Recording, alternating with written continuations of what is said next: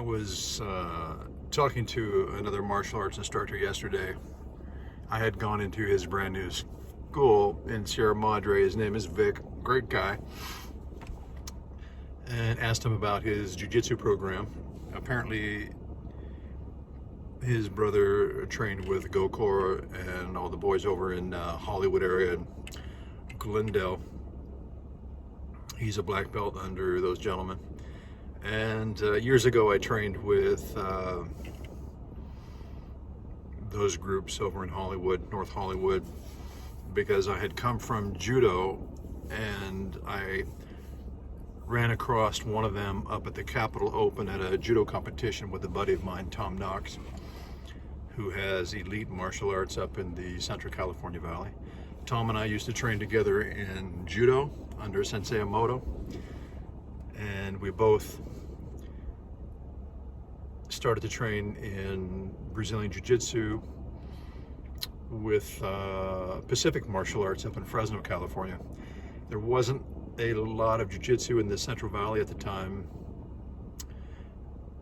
and so we stumbled across the Jiu-Jitsu program at Pacific Martial Arts.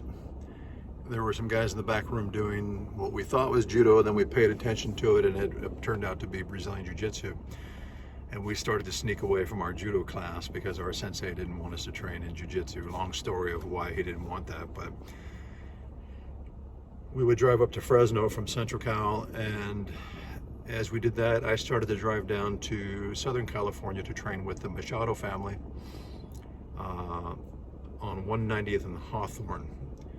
I don't remember why I went to the Machados, but my mother lived in Redondo at the time, in that Redondo area, so I think I started to drive down. There was about a 3-hour drive to get down there. And so I started training with the Machados as a white belt in jiu-jitsu, but I was a black belt in judo. So of course I did pretty good with the white belts, but was still getting manhandled by blue belts and any rank higher than that.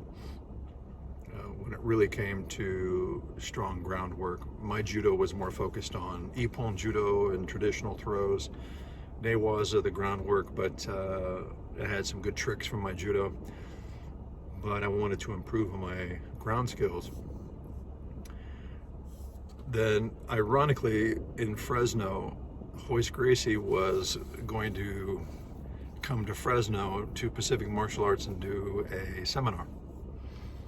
I was super excited, had seen Royce at the UFC, and was interested in meeting someone from the Gracie family because I had just started training in jiu-jitsu and could see its strengths.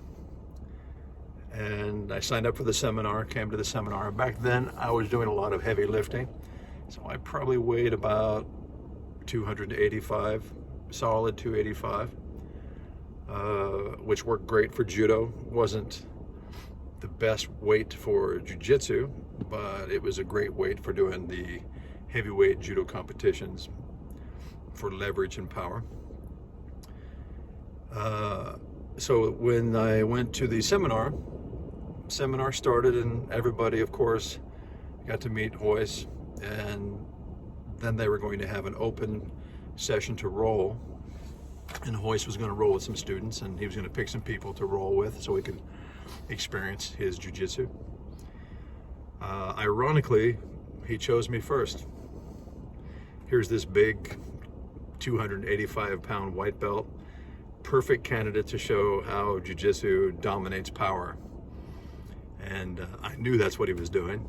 It's not why I went, but so he said, "Hey, you big guy," he called me big guy. He said, "Come over here, let's roll."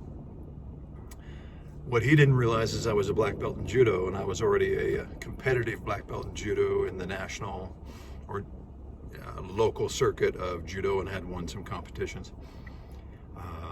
And he said, "Let's roll," because I know he wanted to show the class really how much he could dominate, my size. When we started to roll, I think we were about 30 seconds into our roll. It wasn't full speed, it was just smooth jiu-jitsu, and we started to roll. He jumped up, he said, "Wait, stop." stop. He was very angry. He had this very angry look on his face. He said, follow me.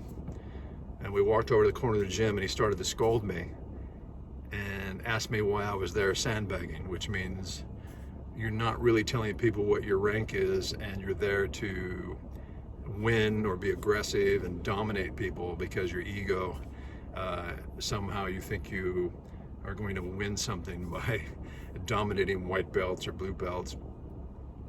And I was quickly trying to explain to him, look, I'm new at jiu-jitsu and I'm a white belt. I've been training for about 6 months, and I train with the Machados down in Torrance.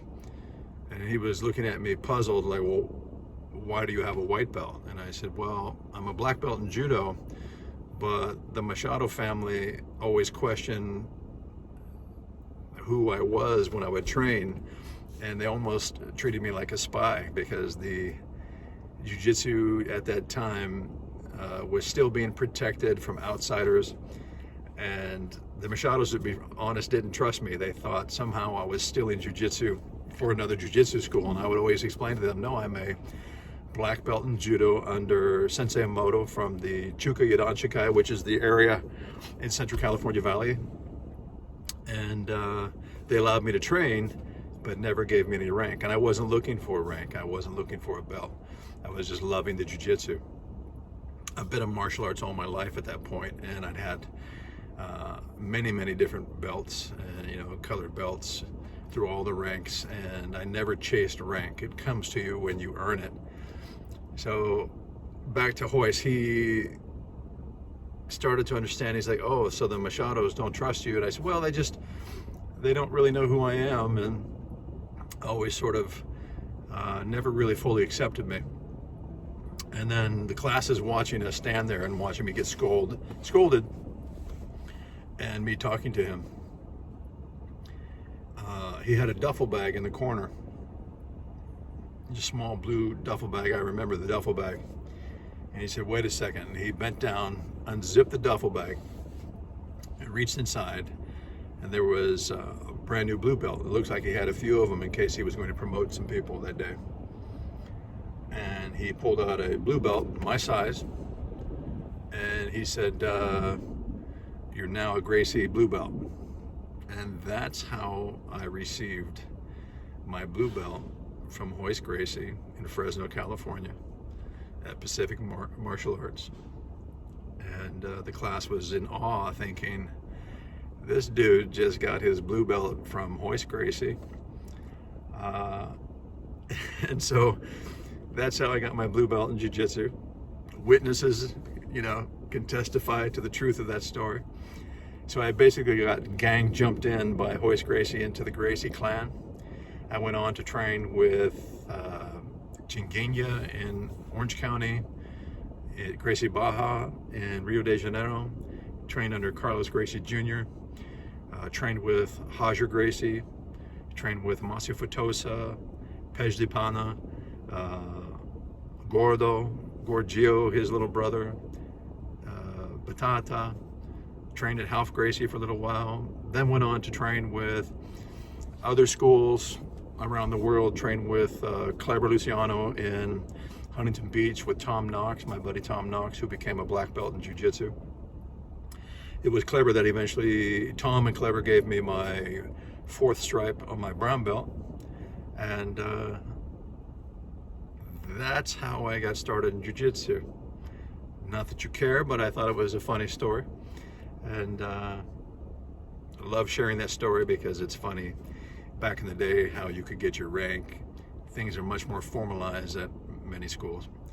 I'm no longer with the Gracie team, and I had some success in my jiu-jitsu.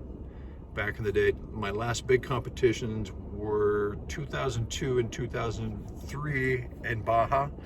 I competed at the internationals, won as a blue belt in my division, then I won the grand championships, then I won as a purple belt the following year in my division and the grand championship. So I'd won 4 golds at the international competition. And then after that, I just focused on improving my jiu-jitsu skills.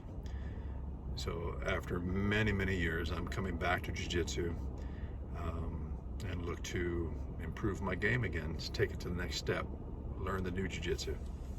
See ya.